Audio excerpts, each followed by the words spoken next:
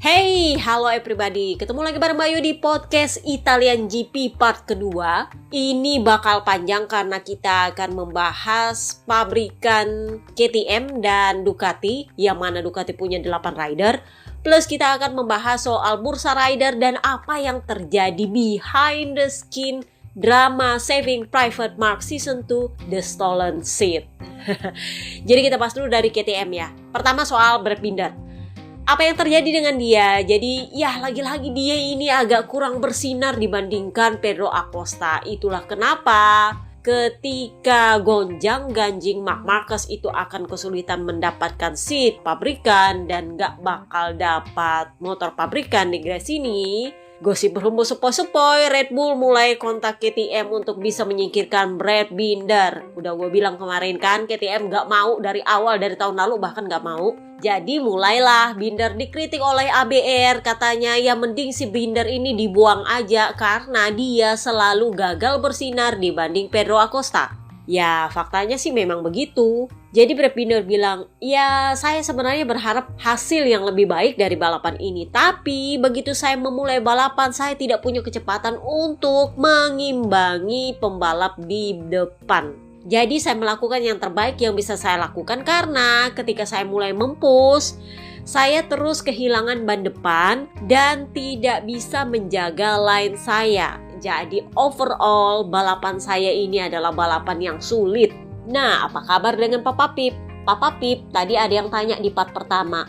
Bukannya dia bakal ke Honda? Ya, gosip sepoi-sepoinya adalah Honda nawarin dia. Mau nggak ke Honda? Tetapi Papa Pip bilang saya ingin tetap ada di proyeknya KTM. Artinya dia bersedia ditukar guling dengan Pedro Acosta. Dia pindah ke Tech 3. Pedro Acosta naik ke KTM pabrikan. Itulah kenapa begitu dia selesai mengkonfirmasi bahwa dia bilang oke, saya pindah, Acosta langsung pengumuman. Jadi Pedro Acosta akan membawa seluruh krunya di Tech 3 untuk pindah ke KTM pabrikan. Jadi katanya Pedro Acosta itu sangat penting karena saya ini baru 1 tahun di Tech 3. Jadi kalau saya pindah lagi ke KTM pabrikan tanpa kru saya yang saya baru mulai terbiasa, itu akan sulit bagi saya. Jadi mereka akan saya bawa ke KTM pabrikan. Nah dari sini pula muncullah gosip bahwa Giri Mola akan kembali bersama Enea Bastianini di Tech 3. Jadi Papa Pip bilang, terus terang saya kesulitan dengan balapan ini dan saya berusaha keras, tetapi pada akhirnya saya finish 0 poin. Jadi memang saya kesulitan dengan ban depan setelah 6-7 lap dan perlu menunggu ban belakang saya aus baru saya mendapatkan keseimbangan motor saya. Dan setelah itu di satu titik saya bisa mempertahankan kecepatan saya dan bisa sedikit menyalip orang lain. Jadi ya gelasnya setengah penuh menurut dia. Nah kita pindahlah ke calon ikan hiu baru Pedro Acosta. Jadi dia bilang, ya saya secara jujur ini balapan yang sulit. Pokoknya dari part 1 isinya sulit-sulit semua ya kan. Ya karena memang itu balapan yang sulit buat mereka. Jadi ya berarti itu memang faktanya. Ya itulah kenapa kalian bisa lihat race-nya membosankan. Karena memang mereka sendiri juga sudah kesulitan. Jadi ya untuk apa repot-repot menghabiskan ban, bikin manuver, dan ujungnya lu crash sendiri. Jadi mending main aman karena itu juga udah sulit dan melelahkan. Jadi Acosta bilang ini adalah balapan yang sulit. Kenapa? Saya kehilangan momen ketika start. Dan saya tidak bisa memisahkan diri dari grup di belakang saya. Jadi dia terus ada di grup yang sama, gak bisa ngacir istilahnya. Jadi dia bilang, iya finish P5 itu adalah hasil terbaik yang bisa saya peroleh hari ini. Tetapi secara keseluruhan saya senang meskipun saya sebenarnya ingin bisa berbuat lebih banyak lagi. Tapi Acosta sempat ditanya karena waktu itu kan dia mencoba mengejar si Malin Kundang perebut hak orang, Marc Marquez. Dan ketika itu motornya si Cemen itu sempat berasap. Jadi dia bilang, ya sebenarnya saya lihat memang itu berasap, tapi saya sendiri nggak tahu apakah itu dari ride height device-nya atau dari bannya. Tapi saya tidak yakin itu berasal dari mesinnya. Jadi ditanyalah lagi dia, Acosta, itu kan Marc Marquez sempat bilang, katanya dia berusaha untuk meniru riding style kamu supaya bisa agresif dan menghemat ban di saat yang sama. Jadi Acosta bilang, sebenarnya meniru gaya berkendara saya itu sama sulitnya ketika saya meniru gaya berkendaranya Pecco Bagnaia. Karena dia nganggap Pecco ini adalah guru dia, contoh dia. Hal pertama yang dia pelajari di track sebagai rookie MotoGP adalah mempelajari Pecco Bagnaia. Jadi dia bilang, mempelajari riding style saya itu sama sulitnya dengan saya mempelajari riding stylenya Pecco Bagnaia. Kenapa? Karena itu bukan riding style asli. Jadi menurut dia, Marc Marquez itu punya riding style sendiri yang kalau dia mencoba meniru riding stylenya Pedro Acosta, dia bilang itu akan sulit.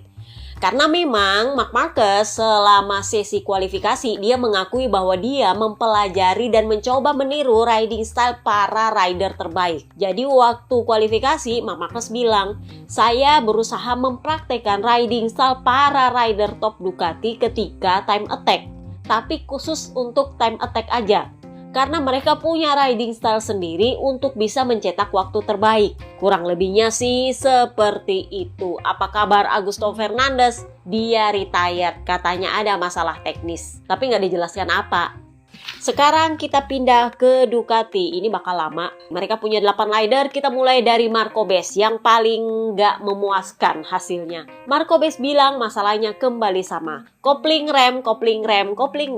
Bahkan setelah seorang Valentino Rossi nangkring di pedok dia, ternyata nggak pengaruh. Jadi dia bilang sebenarnya saya senang dan kehadiran Valentino Rossi karena meskipun di saat yang buruk, dia berhasil membuat saya tersenyum. Saya sebenarnya berharap dia ada di pedok saya setiap akhir pekan, tapi saya tahu dia sibuk. Ya iyalah. Lu kira Valentino Rossi asisten lu? Kan aneh. Jadi Bes bilang begini, kopling saya itu semakin menyulitkan saya untuk start dengan baik. Saya mengalami understeer di tengah tikungan dan itu membuat saya kehabisan ban depan. Dan di trek seperti ini, ban depan itu punya banyak tekanan, jadi makin kesulitan lah saya. Jadi saya akan pulang untuk mempelajari data yang saya peroleh untuk mencari solusi bagaimana caranya supaya saya bisa memperbaiki masalah ini. Di Gian Antonio, ini ya lumayan lah karena di saat-saat terakhir dia berhasil menyalip Papa Nina yang pakai ban medium. Jadi dia bilang, saya senang tapi juga saya lelah. Dia adalah rider yang cukup optimis dengan seat dia, meskipun dia adalah rider lapis kesekian, yang sponsornya paling belakang, yang nggak punya backingan tim. Tapi dia cukup percaya diri dengan hasil yang dia miliki. Jadi dia bilang, saya senang tapi juga lelah karena saya banyak mempush dan di saat yang sama tidak mudah untuk menyalip di trek seperti ini. Jadi pada akhirnya saya mencoba dan saya berhasil. Itu adalah comeback yang bagus. Yang pasti adalah hingga saat ini kami selalu menunjukkan bahwa kami kuat, kami cepat, sensasinya positif. Jadi ya memang ini bukan tahun yang mudah, tapi kami berhasil menunjukkan bahwa kami punya potensi yang sebenarnya dan itu yang paling membuat saya bangga. Jadi di balapan ini saya punya start yang bagus dan menjelang finish saya berhasil membuat langkah bagus menyalip Papa Nina. Dan secara overall saya halus saat berkendara, rem juga bagus, kecepatan bagus, masuk tikungan oke, bisa ngatur ban. Jadi juga saya bisa menghemat tenaga saya. Jadi masalahnya dia ini sangat berbeda jauh dengan masalahnya Marco Bes. Bener gak sih? Nah, kita pindahlah ke Alex Marquez. Nah ini nih, kita bahas apa yang terjadi di sesi praktis sebenarnya, di sesi prakualifikasi. Jadi sebenarnya Alex Marquez ini nampaknya ngintil Pecco Bagnaia. Pecco Bagnaia sendiri belum flying lap sebenarnya. Jadi dia belum geber motornya, mungkin baru ya memanaskan ban baru dia. Di saat yang sama Alex Marquez ngintil dia. Nah, karena memang Pecco belum berniat untuk flying lap, dia ngerem begitu mau masuk tikungan. Nah, salah ngerem, Pecco melambat, dia minggir. Tapi ternyata karena Alex Marquez sudah terlalu dekat di belakang, dia sudah nggak bisa menghindar ketika Pecco salah ngerem. Jadi belum sempat Pecco minggir, udah hampir mau nubruk. Kurang lebihnya sih seperti itu. Komplainlah Alex Marquez. Waktu itu gue bilang, well, nama belakangnya adalah Marquez dan seperti biasa Freddie Spencer pasti akan membantu dan voila, muncul penalti 3 grid. Sebenarnya ini memang kontroversi, tetapi yang paling bikin kontroversi adalah di saat Marc Marquez, si malin kundang pencuri hak orang itu, kualifikasi, Dia celingak-celinguk. Sepertinya dia mau ngintil si Peko. Peko rupanya sadar bahwa dia mau dicuri kintil. Jadi dia pura-pura lah naik ke motornya. Begitu dia lihat semua udah keluar, dia balik lagi ke pedok. Gue bilang mbak otak, dia pakai otaknya. Nah, karena si Peko belum keluar, si Mark Marquez ini celingak-celinguk. Saking celingak-celinguknya, dia lupa ngegas. Si Pedro Acosta hampir nubruk dia. Aturannya dia mestinya dapat penalti. Tapi lagi-lagi Freddie Spencer nggak akan bikin susah seorang Marquez. Nggak ada penalti. Padahal itu nyata-nyata membahayakan Pedro Acosta. Tapi ya nggak ada penalti. Sementara Peko Bagnaia melambat di tempat dia harus ngerem. Dan karena dia salah ngerem, dia minggir. Bukan ke tengah. Alex Marquez bilang mestinya dia tengok-tengok kalau mau ngerem. Lah gimana mau tengok-tengok, kan lu di belakang udah deket banget. Dari zamannya Papa Nina masih di Yamaha, itu kan Marc Marquez udah suka ngintil-ngintil tuh. Gue waktu itu komplain, gue bilang kalau ngintil terlalu dekat dan pada saat yang sama rider di depan lu itu salah ngerem, itu akan berbahaya karena lu akan susah bereaksi untuk ngerem. Terutama kalau memang lu niatnya curi kintil. Karena kan itu slipstream bakal kesedot, bener gak sih? Tapi waktu itu ABR bilang, itu haknya mereka kok, bla bla bla bla bla bla. Kenapa? Karena saat race itu kecepatannya berbeda dengan ketika flying lap. Kalau lu flying lap di belakang dan di depan itu lebih lambat dan dia salah ngerem, ambiar lu. Jadi sebenarnya bukan salah Peko, karena dia ngerem di tempat dia harus ngerem. Masalahnya adalah dia salah ngerem. Saya melakukan kesalahan ketika mengerem sehingga saya melebar. Jadi bukan dia melambat di jalur yang lurus, tapi dia melambat ketika memang dia harus ngerem. Karena dia melebar, dia minggir lah. Karena Alex Marquez udah dekat di belakang yang gak sempat menghindar. Makanya gue bilang curi kintil itu sebenarnya berbahaya. Karena kalau terlalu dekat dan lu gak punya reaksi bagus, ya lu hampir nyubruk, udah pasti. Karena lu gak akan tahu rider di depan lu itu mau bikin kesalahan atau enggak. Karena lu lah yang harus menghindar, bukan rider di depan lu. Tapi ya karena penalti udah jatuh 3 grid, si Peko oke-oke aja sih. Dia kan emang udah biasa lah dibegitukan. Dan gara-gara itu muncullah sebutan Mafia Spanyol di GP Italia kemarin. Jadi Dorna sama dengan Mafia Spanyol. Kenapa? Karena membantu Marc Marquez dan Alex Marquez di saat yang bersamaan. Gara-gara Alex Marquez ngamuk-ngamuk di track, Peko kena penalti, padahal semestinya itu nggak perlu kena penalti karena emang itu ngeremnya di tikungan, sementara Marc Marquez nggak kena penalti. Nah, di saat yang sama, penaltinya Peko ini membantu Marc Marquez untuk start dari front row. Karena kan Peko mundur harus ke P5 startnya. Jadi penaltinya Peko itu bukan cuma membantu Alex Marquez, tetapi juga membantu seorang Marc Marquez. Kurang lebihnya sih seperti itu. Jadi si Peko sendiri bilang, ya sebenarnya karena dia yang di belakang mestinya dia yang bisa menghindar. Tapi karena dia terlalu dekat ya you know lah, dia kan showman. Dan RD itu sangat sensitif pada reaksinya para Marquez. Kalau mereka sudah bereaksi, pasti akan direview. Dan ujungnya pasti penalti. Tapi kalau para Marquez yang bikin ulah, nggak bakal kena penalti. Nah ini yang jadi sindirannya Enea Bastianini kemarin. Nah, kita kembalilah ke Marc Marquez. Apa yang terjadi dengan dia selama balapan? Jadi dia bilang ini adalah balapan yang dari segi fisik sama dengan balapan di Austin, sangat melelahkan. Tetapi saya berhasil melakukan start dengan baik dan saya 12 detik lebih cepat dari tahun lalu. Jadi secara overall itu bagus, tapi jujurnya saya ingin lebih. Ya itu aja sih dia bilang, nggak bisa banyak cincong. Nah, apa kabar dengan Marc Marquez? Ini kembali gue bilang, ABR ada yang komplain di part pertama. Tapi kan ada battle antara Enea Bastianini dengan Marc Marquez. Bedakan battle dengan ngejar. Marc Marquez itu ngejar terus bikin Enea melebar dan dia nyalip, selesai. Itu bukan battle. Tahu nggak battle itu apa sayang? Battle itu adalah saling menyalip. Jadi satu nyalip, habis itu satu nyalip, satu nyalip, satu nyalip. Itu baru battle. Kalau saling kejar terus nyalip, itu bukan battle kakak. Aduh ABR. So, Marc Marquez bilang, saya mencoba mengejar Enea Bastianini sepanjang balapan. Saya mencoba 1000 cara yang bisa saya lakukan supaya saya bisa menyalip dia, tapi tidak pernah bisa saya lakukan karena dia selalu menutup pintu. Jadi begitu saya bisa menyalip dia, ban saya udah habis. Dan di 3 lap terakhir, Enea sepertinya punya ban baru yang sama sekali nggak terpengaruh dengan keausan dan dia melaju sampai bisa mendapatkan Jorge Martin. Jadi di trek ini Pecco dan Enea itu memang tidak bisa. Jadi di trek ini Pecco dan Enea memang sangat kuat. Ya, memang podium lolos dari tangan saya, tetapi overall kecepatan saya itu bisa bersaing dengan 3 rider terkuat Ducati. Jadi saya tidak bisa memaksakan motor saya karena motor saya itu memang punya keterbatasan dibandingkan Desmo GP 24. Nah, mulai ini dia komplain-komplain soal motornya lagi. Jadi dia ditanya, kenapa motor lo berasap? Jadi dia bilang itu sepertinya karena ban terlalu panas. Dan memang Desmo GP 24 itu punya kelebihan dibanding Desmo GP 23 dalam hal manajemen ban. Katanya sih seperti itu.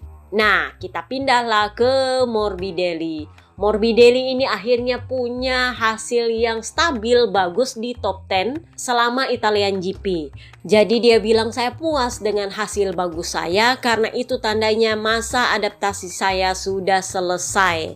Jadi hasil yang kami cari sekarang hanyalah hasil yang bagus mulai sekarang karena masa adaptasinya sudah firm selesai. Ya kita lihatlah nanti di Assen apakah bisa bertahan atau enggak. Nah, kita pindahlah ke calon ikan hiu resmi gagal Jorge Martin sebelum dia akhirnya mendapati bahwa dia harus pindah ke Aprilia. Jadi dia bilang pada dasarnya ini adalah balapan yang memberi saya banyak pelajaran. Kenapa? Karena saya berusaha memanage ban saya, memanage balapan saya, memanage kecepatan saya sehingga saya bisa menjaga jarak dengan pembalap di belakang. Tetapi pada akhirnya saya tetap harus belajar untuk mempertahankan line saya hingga garis finish. Jadi ya memang kalau kalian lihat pembicaranya rider di belakang podium, itu si Jorge Martin bilang, saya itu tidak mengira bahwa dia akan muncul di tikungan terakhir. Saya benar-benar nggak nyangka. Karena saya di lap terakhir yang saya tahu gapnya itu 0,8. Loh kok tiba-tiba dia nongol di tikungan terakhir, si Enea ketawa-tawa. Jadi Enea bilang, ya saya akhirnya berhasil mencetak 1 menit 46 detik. Sementara Pecco dan Martin itu cuma bisa di 1 menit 47 detik. Emang beda 1 detik kak. Jadi wajar Enea dapat dia di tikungan terakhir. Nah Enea apa kabar? Jadi Enea bilang ini adalah hal yang menyenangkan karena saya bisa podium di depan publik negara saya sendiri. Dan jujur saya sempat ketiduran di tengah-tengah balapan. Jadi dia bilang jujur saya menutup mata saya. Saking dia bosannya sama balapannya dia. Jadi dia memakai strategi menghemat ban yang luar biasa sampai Marc Marquez menyalip dia. Jadi dia bilang ketika Marc Marquez menyalip saya bilang oke, sudah waktunya saya bangun dan saya harus mempush. Jadi ketika melihat highlight balapan di belakang podium, ketika video Marc Marquez menyalip dia bilang, nah kalian lihat Marc Marquez menyalip saya bikin saya melebar. Anehnya nggak ada penalti kali ini. Karena kan di Barcelona Alex Marquez bikin dia melebar juga. Nah itu yang dipakai bercanda sama Enea Bastianini ketika Marc Marquez menyalip dia. Dia bilang itu lihat dia bikin saya melebar. Untungnya kali ini nggak ada penalti. Jadi dia bilang setelah Marc Marquez menyalip saya sadar bahwa itu adalah waktunya saya mempush dan saya berhasil menyalip dia di 3 lap terakhir. Sebenarnya menyalip Jorge Martin dan mengisi tempat kedua itu bukan rencana saya. Tetapi ketika saya berhasil mendekati Jorge Martin dan saya lihat ada peluang untuk bisa menyalip dia di tikungan terakhir, saya melakukannya saja. Dan saya berhasil, jadi saya senang lah. Jadi dia bilang, saya biasanya nggak senang dengan posisi kedua, tapi kali ini saya senang dengan posisi kedua. Dan saya mau mempersembahkan podium saya ini untuk anjing saya yang meninggal karena bagi saya dia adalah anak gadis saya. Jadi anjingnya beberapa minggu lalu meninggal dan itu menjadi gambar di helm dia. Nah, kita pindahlah ke Pecco Bagnaia. Hal yang menjadi sumber pujian bagi Pecco Bagnaia adalah meskipun dia kena penalti, dia berhasil memimpin balapan sejak tikungan kedua. Jadi ketika melihat highlight balapan di belakang podium, Enea sama Martin bilang, lu kenapa bisa di depan tiba-tiba? Jadi si Pecco bilang, ya gue nyalip dari luar. Itu sebenarnya bisa dibilang gambling karena sebenarnya itu manuver berbahaya. Untungnya Maverick melebar sehingga saya bisa masuk ke area sandwich. Sebenarnya itu beresiko karena itu kan posisinya sandwich. Kalau rider di luar nutup tikungan dan rider di dalam melebar, nah selesai lu karena lu di tengah-tengah. Jadi Peko bilang, ini adalah balapan yang luar biasa karena tidak mudah bagi saya start dari posisi 5. Jadi saya memakai strategi start yang menurut saya cukup berhasil karena saya bisa menyalip dari luar dengan sempurna, juga berkat Maverick yang sedikit melebar, jadi dia nggak kejepit. Sejak itu saya langsung mengatur kecepatan saya karena memang tidak mudah mengatur ban belakang saya karena ban depan saya itu banyak bergerak. Jadi sulit untuk bisa presisi di 2 tikungan di saat yang bersamaan. Jadi kalau misalnya itu tikungan cepat, tikungan 1, tikungan 2 itu agak susah dia presisi. Tetapi pada akhirnya saya berhasil menang dan saya turut senang untuk Enea dan balapan hebatnya. Karena Claudio Domenicali bilang, Peko banyak yang melakukan hal gila di tikungan pertama dan Enea Bastianini melakukan hal gila di tikungan terakhir. Jadi buat yang bilang, itu adalah balapan yang membosankan, ABR, lo itu standarnya ganda banget. Kenapa? Karena lo bilang Marc Marquez nggak bisa ngapa-ngapain karena Enea sama Peko udah ngacir duluan. Hey, apa masalahnya kalau mereka ngacir duluan? Marc Marquez kalau ngacir duluan, lo bilang seru karena itu berarti dia mendominasi, bener? Sekarang Peko sama Enea duluan, lo bilang itu membosankan. Hey, kalau si Ceman langsung merangsek di tikungan 1, lu puja-puji. Kalau Peko langsung merangsek di tikungan 1, lu bilang gak seru. Kan lu standar ganda, Bo. Bener gak sih? Lu menjilat ludah lu sendiri. Tahun lalu lu sibuk berisik, ini Ducati Cup, ini Ducati Cup. Ujung-ujungnya sesembahan lu berhasil mencuri seatnya Jorge Martin dan jadi rider tim pabrikan Ducati. Ducati Cup lu anyep kan? Makanya gue bilang lu tuh standar ganda banget. Mencela-mencela ya emang sesuai sih sama sesembahan lu. Kenapa? Karena mencela-mencelanya lah yang berhasil membuat Jorge Martin mundur dari persaingan Adipati Ducati. Nah, kita bahaslah bursa rider. Di part 1 kemarin kan kita sudah bahas sejarah mencela-mencelanya. Jadi di hari Minggu Italian GP sebelum race, Jorge Martin itu taunya adalah dia yang akan jadi Adipati Ducati. Meskipun Marc Marquez, si malin kundang pencuri hak orang itu bilang bahwa pramak bukanlah opsi, belum ada kata-kata apapun dari Ducati dan itu yang masih dia pegang. Selesai balapan dia mulai khawatir ternyata. Kenapa? Karena Enea Bastianini berhasil mengalahkan dia. Jadi sejak di Jerez dia sudah menanggung hujatan gara-gara Marc Marquez bilang dia pengen motor pabrikan. Dia sudah dapat hujatan itu, dia dianggap nggak layak oleh para fans Spanyol karena di Jerez dia crash, benar? Dan itu semakin menjadi-jadi ketika Peko itu menang sudah 3 kali. Jadi dia sudah mulai tertekan batinnya soal publik Spanyol menganggap dia nggak layak untuk jadi Adipati Ducati. Nah, ketika Italian GP, bahasa mafia Spanyol mulai digaungkan, ditambah lagi dengan dia kalah dari Enea Bastianini di tikungan terakhir. Jadi publik Ducati dan fans Italia itu bilang kalau bisa Enea aja yang tetap dikip oleh Ducati, biarkan 2 orang Italia ini tetap berada di tim pabrikan Italia, tidak perlu ada rider Spanyol yang masuk. Nah, mulailah di situ ada. Katanya sih manajernya sedikit khawatir karena lawan dia bukan cuma Marc Marquez tetapi juga publik Ducati yang minta Enea dikip. Nah, gosip berhembus sepoi-sepoi, manajernya Jorge Martin bicara sama Mauro Gresili. Dia minta pengumuman lebih cepat, kalau bisa jangan sampai sebelum Asen. Karena sebelum Asen berarti akhir Juni kan. Tetapi Mauro Gresili bilang nggak bisa pengumuman terlalu cepat. Kenapa? Karena kami masih mencari cara supaya bisa menahan Marc Marquez. Ini yang ditangkap oleh manajernya Martin, artinya Ducati lebih memilih memikirkan seorang Marc Marquez daripada Jorge Martin. Kan memang Marc Marquez nggak mau ke Pramac, stay di Gresini itu nggak mungkin karena Ducati nggak mau kasih motor pabrikan ke Gresini. Jadi memang opsi satu-satunya adalah jadi Adipati Ducati. Nah, Pramac itu kan nggak mau melepas klausul motor pabrikan mereka, jadi sulit bagi Gresini untuk mendapatkan motor pabrikan, itu yang pertama. Yang kedua, kalaupun bisa bayar pakai apa? Jadi karena Gresili bilang mereka sedang cari cara untuk menahan Marc Marquez, manajernya Martin itu menangkap bahwa bagi Ducati Marc Marquez lebih penting daripada Jorge Martin. Itulah kenapa manajernya itu katanya pulang dengan muka marah dan kesal dan sepertinya dia bicara dengan Jorge Martin. Dan dari situ diputuskan untuk menelpon papa kembar telepon papi Peri Rivola telepon pemegang sahamnya bosnya, dan bosnya setuju untuk merekrut Jorge Martin. Kontrak dibikin, diketik dalam 1 malam. Nah, sekarang sebenarnya apa yang terjadi behind the skin? Jadi gosip berhembus sepoi-sepoi, sebenarnya si Malin Kundang pencuri hak orang ini itu sudah tahu bahwa Jorge Martin sudah prakontrak dengan Ducati. Tetapi kalau kalian dengar di part 1, kalian pasti tahu kenapa dia tiba-tiba mencela-mencela dan bilang Pramac bukanlah opsi. Karena gosipnya dia mau memaksa Ducati untuk memberikan motor pabrikan ke Gresini.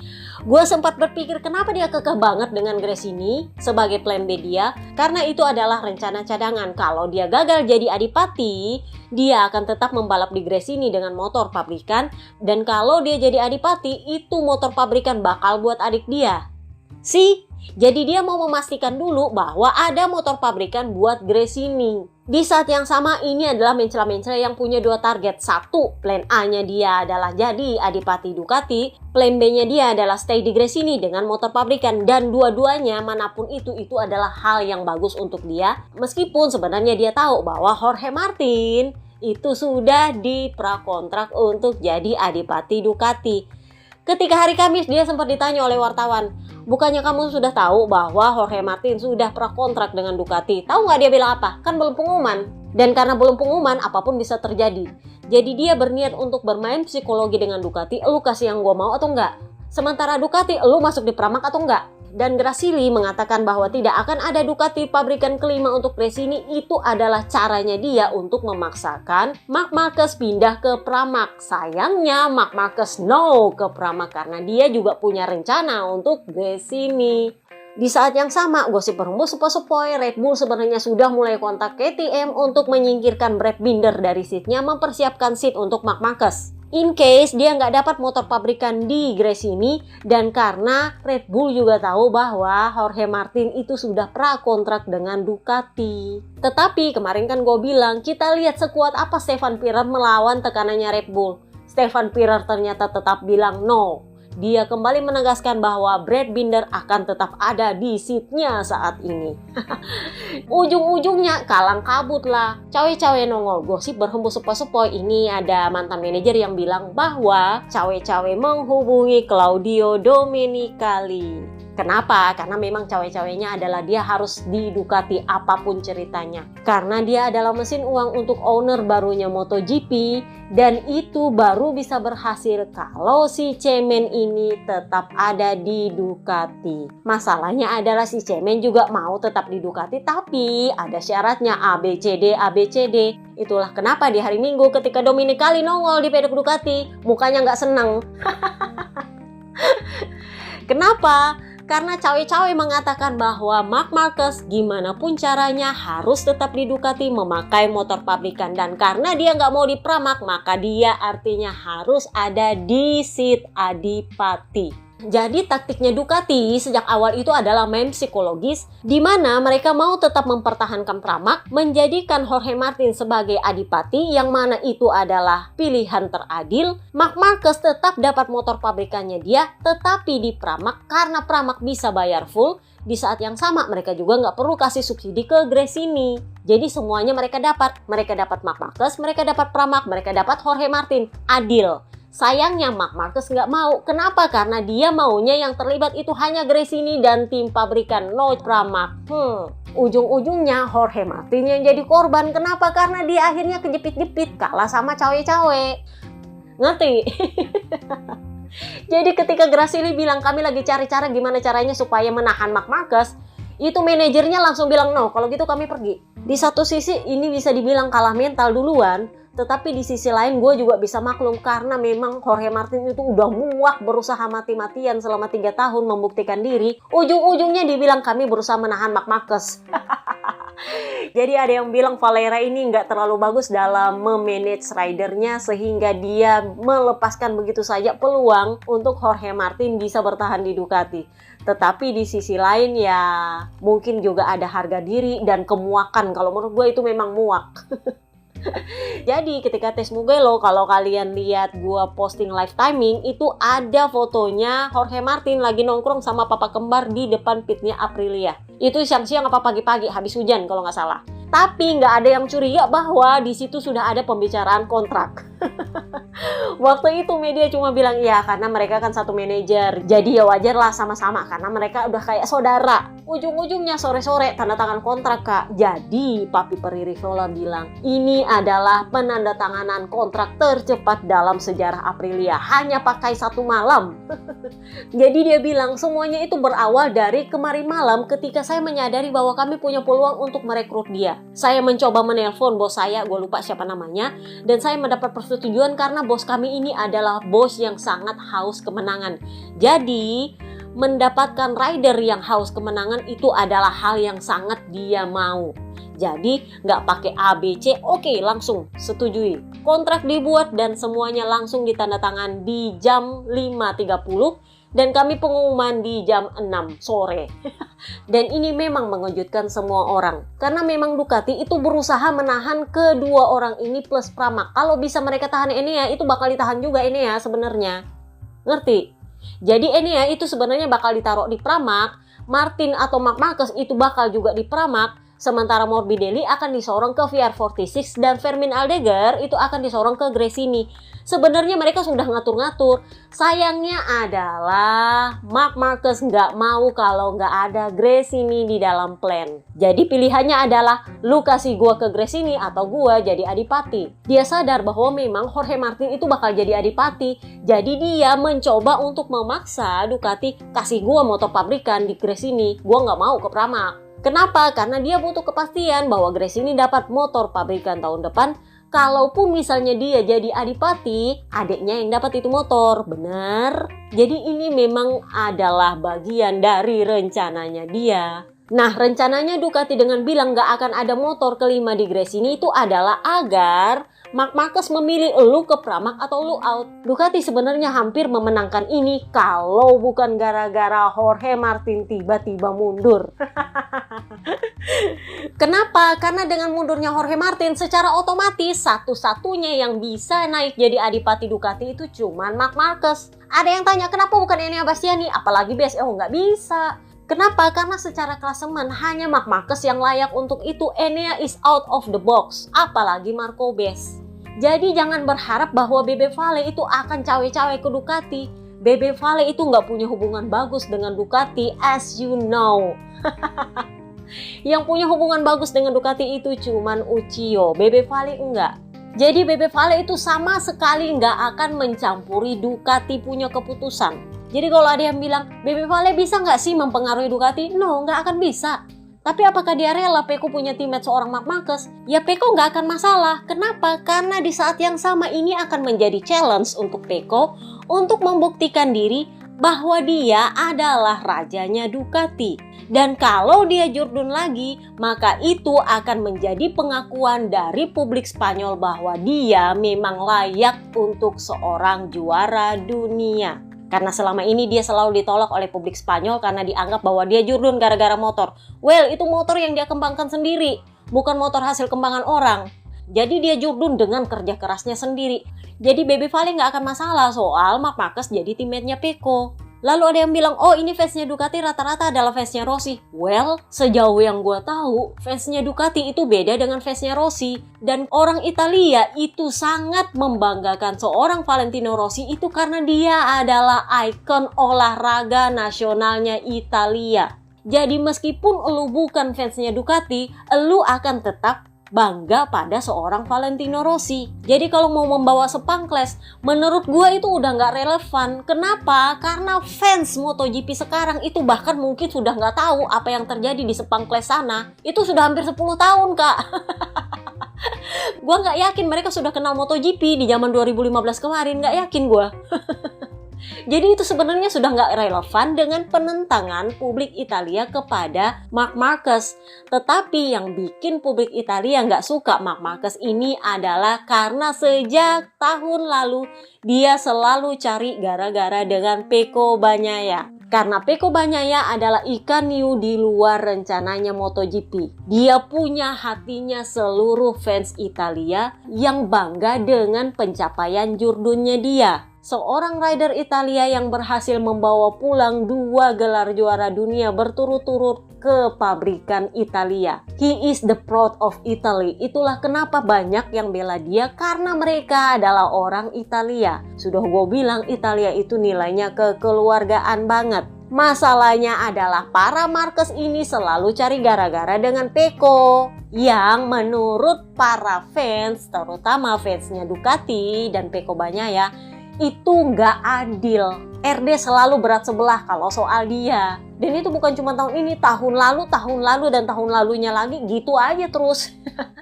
Selalu kasusnya sama, kalau itu melibatkan para Marquez, sulit untuk tersentuh. Jadi kalau ada yang nggak suka dengan Marc Marquez, itu karena kelakuannya kepada Pecco. Nyaris nggak ada hubungannya dengan Sepangkles, karena Sepangkles itu 9 tahun lalu. Fans MotoGP sekarang bahkan mungkin nggak tahu apa yang terjadi di 2015. Jadi nggak ada relevansi ABR. Jadi kalau fans Marc Marquez bilang orang-orang yang nggak setuju dengan keputusannya Ducati mempromosikan seorang Marc Marquez itu adalah fansnya Valentino Rossi, no. Karena bahkan fansnya Valentino Rossi yang udah tua-tua itu udah nggak nonton MotoGP sekarang. Kalau masih nonton MotoGP nggak akan ada itu format sprint race. Jadi klan Marquez itu nggak disukai bukan gara-gara Valentino Rossi, tapi karena kelakuannya mereka sendiri. Jadi nggak ada hubungannya dengan Valentino Rossi sebenarnya penentangan Marc Marquez ini, nggak ada. Ngerti? Jadi akhirnya sudah resmi Ducati mengumumkan bahwa Marc Marquez akan bergabung dengan tim Ducati Pabrikan tahun depan mendampingi Pecco Bagnaia. Jadi kalau ada yang bilang kenapa kalau sejak awal Jorge Martin sudah ditetapkan, kenapa nggak pengumuman aja? Justru yang bikin susah itu adalah karena cawe-cawenya. Pemilik baru MotoGP itu nggak mau Marc Marquez keluar dari Ducati karena bagi mereka Marc Marquez ini adalah mesin uangnya. Ngerti? Sebenarnya kalau cuma perkara dia tetap berada di Ducati itu perkara mudah untuk Ducati. Masalahnya adalah si Malin Kunang pencuri hak orang ini punya banyak mau. Dia maunya motor pabrikan, dia maunya itu di Gresini. Dan kalau enggak berarti dia bakal adipati Ducati. Jadinya susah buat Ducati ngatur ridernya. Padahal Ducati mau semuanya itu tetap ada di Ducati. Pramaknya ada, Marc Marqueznya ada, Jorge Martinnya ada. Kalau bisa Enea-nya juga ada. Lengkap. Ya kalau bisa gue bilang sih lumayan serakah. Dan gara-gara serakah ini juga ujungnya blunder. Ducati punya senjata psikologi, Marc Marquez punya senjata media. Tinggallah Jorge Martin yang gak punya senjata apa-apa. Mundurlah dia. Yang menang siapa? Ya Marc Marquez. Gara-gara mencela-mencelainya itu dia jadi adipati Ducati. Pramac kemungkinan besar akan pindah ke Yamaha karena memang alasannya mereka untuk tetap stay di Ducati itu hanya kalau Jorge Martin jadi adipati. Kecuali kalau mereka merubah pendirian mereka. Dan juga karena Pramac itu sebenarnya sudah punya prakontrak dengan Yamaha yang seharusnya kata Pape Prilin Jarvis itu mestinya sudah pengumuman di Mugello, tapi ditunda entah dibatalkan. Jadi masih bisa diumumkan kalau ditunda. Dan kalau itu terjadi artinya satu motor pabrikan memang bakal VR46 dan satu tentu saja ke Gresini. Yang menang siapa? Marc Marquez. Dia dapat adipati Ducati, adiknya dapat motor pabrikan, Jorge Martin pergi. Santan instan jauh lebih banyak sih kalau menurut gua santan instannya, meskipun di awal mungkin mencela-mencelainya tidak bermaksud begitu, tetapi pada akhirnya dia harus menanggung semuanya bersama dengan Ducati. Karena pada akhirnya Ducati kalah dalam perang psikologi mereka sendiri. Papa Alice berkomentar soal ini. Jadi dia bilang, Ducati itu mengeluarkan semua yang dia miliki untuk bisa mempunyai 3 pembalap terkuat di trek saat ini. Dengan anggapan bahwa mereka lah yang menguasai pasar, mereka lah yang menentukan pasar. Di saat yang sama itu memberikan ketegangan dan kecemasan kepada rider. Karena mereka dalam posisi harus dipilih, bukan untuk memilih. Ini maksudnya Jorge Martin. Jadi sudah clear ya siapa yang mau dan gak mau, yang dimaui dan gak dimaui di dalam drama Saving Private Mark Season 2 The Stolen Seat ini. Pada akhirnya Jorge Martin yang kalah karena dia memang gak punya senjata apa-apa. Dia sebenarnya pada hari Kamis itu sudah dengan senang hati dia bilang, ya manajer saya sudah melakukan kontak dengan Ducati dan itu berjalan dengan baik. Dan memang Marc Marquez punya senjata media, tetapi saya adalah pemimpin klasemen. Karena dia sudah punya prakontrak, yang mau tahu isi prakontraknya mundur ke part pertama. Jadi kurang lebihnya seperti itu. Ducati sebenarnya pengen memelihara mereka bertiga, termasuk dengan Pramac. Ujungnya adalah Jorge Martin memilih mundur dan dari situ semuanya rusak. Jadi buat yang tanya, kalau Pramac pergi, Morbi kemana? Morbi kemungkinan akan ke VR46, Vermin akan dititip ke Gresini, kemudian Bes kemungkinan bakal ke Aprilia. Kenapa begitu? Karena Papa Nina gosipnya itu kaget mendengar Jorge Martin bergabung dengan Aprilia. Jadi dia merasa nggak diomongin sama Papi Pririvola. Papi Pririvola bilang, ya wajar bahwa Maverick agak kaget soal ini karena memang saya tidak sempat bicara dengan dia karena ini adalah kesepakatan yang sangat cepat. Jadi selama di Mugello itu ada clash yang terjadi antara Papi Pririvola dengan Papa Nina. Kita mundur lagi ke Barcelona. Waktu itu Papi Pririvola bilang bahwa perpanjangannya Papa Nina itu sudah bisa dikonfirmasi. Sayangnya begitu sampai di Italian GP Mugello, Papa Nina bilang, nggak ada kok. Itu tidak benar, saya belum menandatangani kontrak apapun dengan Aprilia. Yang tanya masalahnya apa kan sudah tahu, pasti itu masalah kuaci kan. Nah ternyata di tes Mugello, Martin ujuk-ujuk bergabung. Gosipnya gajinya itu langsung dapat persetujuan dari komisaris Aprilia. Nggak pakai ABC, langsung disetujui. Nah sementara Papa Nina itu belum deal-deal dia punya gaji. Makanya belum tanda tangan. Gosipnya ini yang bikin Papa Nina nggak senang. Rivola juga di saat yang sama juga nggak senang karena Papa Nina itu terang-terangan bilang bahwa apa yang dikatakan oleh Papi Pririvola di Barcelona bahwa perpanjangannya itu sudah bisa dikonfirmasi itu tidak benar. Jadi ibarat kata Rivola berbohong soal kontraknya dia. Jadi Papi Pririvola agak-agak nggak suka. Itulah kenapa saling nggak suka nih ceritanya ketika Jorge Martin pengumuman di Aprilia. Papa Nina merasa nggak dianggap keluarga karena nggak mendapatkan info lagi-lagi. Bahkan ketika Papa kembar pensiun dia juga nggak tahu. Jadi ketika Papa kembar pensiun dia nggak tahu, ketika Martin pengumuman dia juga nggak tahu. Di saat yang sama Papi Pririvola juga nggak senang dengan reaksi Papa Nina yang bilang bahwa konfirmasi perpanjangannya di Aprilia itu tidak benar, seolah-olah Papi Pririvola berbohong. Jadi Papi Pririvola bilang, kita akan melihat apa yang akan dilakukan oleh Maverick perkara perpanjangan kontraknya, dan setelah itu baru kita melihat pasar. Kalau Marco Bes tersedia di pasar, kami akan tertarik untuk merekrut dia. Karena kan ini ya, begitu Jorge Martin pengumuman dengan Aprilia, Opa Pernat itu langsung mengkonfirmasi bahwa Enea itu sudah punya prakontrak dengan KTM Tech 3. Jadi dia akan mengendarai RC16 pabrikan tahun depan, tapi di satelit Tech 3. Kalau Papa Pip pengumuman, maka dia akan menemani Papa Pip. Sama-sama pakai motor pabrikan. Jadi tahun depan KTM akan turun dengan 4 motor pabrikan. Semuanya motor pabrikan. Entah itu mungkin Tech 3-nya bakal pakai spek B atau mungkin pakai spek A semua, who knows. Jadi Bes bisa ke Aprilia atau kalau enggak dia akan tetap di VR46 bersama dengan Morbidelli. Di Gian Antonio kemana? Kalau Pramac ke Yamaha dia bisa ikut Pramac ke Yamaha. Atau dia ke Honda yang mana Papi Puig katanya itu kembali berminat sama dia. In case Papa Yohan beneran hengkang. Cuman masalahnya adalah Papa Yohan mau hengkang kemana. Jadi mulailah gosip berhembus sepoi-sepoi bahwa Papa Yohan akan pensiun. Ya ini memang sudah dia bicarakan dari tahun lalu sih ketika dia cedera.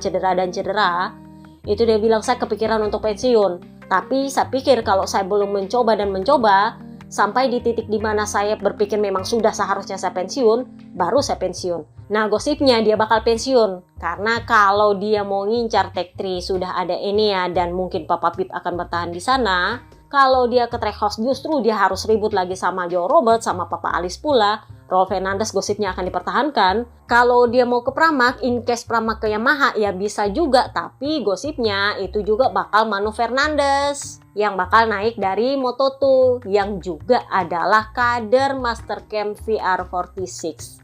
Jadi rider yang menjadi tanda tanya karena belum pasti seatnya saat ini itu adalah Papa Yohan dan Papa Alice. Augusto Fernandez sudah pasti terdepak. Papa Nina masih punya pilihan kalau dia nggak stay di Aprilia dia bisa ke Honda. Bes punya pilihan kalau dia nggak dapat Aprilia dia akan stay di VR46. Morbidelli memang bakal VR46. Enea Bastianini sisa pengumuman untuk ada di Tech 3 karena dia sudah prakontrak. Papa Pip terkonfirmasi bersedia ditukar guling dengan Pedro Acosta. Gosipnya sih sisa pengumuman karena KTM lagi nggak tertarik untuk mengambil Papayuan atau rider manapun. Oke, itu dia podcast kita kali ini. Gua tahu ini panjang banget karena ya memang namanya part 2 plus karena kemarin itu gua telat pulang nyangkul.